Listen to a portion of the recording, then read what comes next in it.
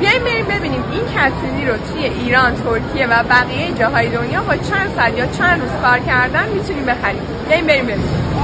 3600 هستش و اینو ما میتونیم با 9.5 روز کار کردن توی ترکیه بخریم. ببینیم با چند ساعت کار با حقوق پایه توی کالیفرنیا که حدوداً 15.50 سنت هست میتونیم یه کفش نایکی که تو همه کشورها این کفش قیمت‌های مختلفی داره بخریم. حدوداً با 13 ساعت کار توی ایالت کالیفرنیا میشه این کفش رو خرید. اینجا پرت استرالیا، فروشگاه نایکی شعبه جنگولا. $170 استرالیا است که میشه با 9 ساعت کار این کفش رو خریداری کرد. اینجا دانتان ونکوور کانادا شعبه نایکی $165 کانادا تقریبا با 10 ساعت کار میتونه اینو بخرید.